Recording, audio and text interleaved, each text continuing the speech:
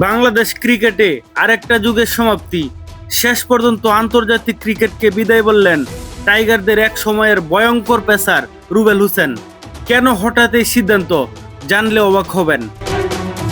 সর্বশেষ 2021 সালের এপ্রিলে বাংলাদেশের জার্সিতে মাঠে দেখা গিয়েছিল রুবেলকে।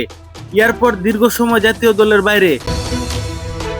অবশেষে আজ বুধবার সামাজিক যোগাযোগ মাধ্যমে নিজেই জানালেন বিদায়ের খবর। ফেসবুকে আবেগঘন বার্তায় রুবেল হোসেন লিখেছেন, তিনি বাংলাদেশের হয়ে খেলেছেন 27টি টেস্ট, 106 ওয়ানডে এবং 28টি টি20। জাতীয় দল ছিল তার আবেগ, কিন্তু সময় এসেছে বিদায় বলার। তবে একটা সুখবরও তিনি দিয়েছেন, আন্তর্জাতিক ক্রিকেট থেকে বিদায় নিলেও ঘরোয়া ক্রিকেট চালিয়ে যাবেন এই অভিজ্ঞ পেসার। চলুন এক নজরে দেখে নিই তার কেরিয়ার। টেস্ট ক্রিকেটে 27 ম্যাচে 36 উইকেট, সেরা বোলিং 166 রান 5 উইকেট।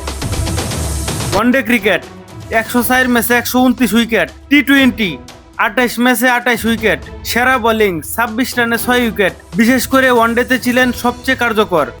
অনেক ম্যাচে এই দলকে এনে দিয়েছেন দারুণ সাফল্য। বিদায়ের সময় পরিবার, বন্ধু, গণমাধ্যম এবং ভক্তদের প্রতি কৃতজ্ঞতা জানিয়েছেন রুবেল। তিনি বলেছেন, আপনাদের ভালোবাসাই ছিল তার বড় শক্তি। একটা সময় ব্যাটসম্যানদের জন্য আতঙ্ক ছিলেন রুবেল হোসেন। আজ তিনি আন্তর্জাতিক ক্রিকেটকে বিদায় বললেন। আপনার মতে বাংলাদেশ দলের জন্য রুবেল হোসেনের সবচেয়ে স্মরণীয় মুহূর্ত কোনটি? কমেন্টে জানাতে ভুলবেন না।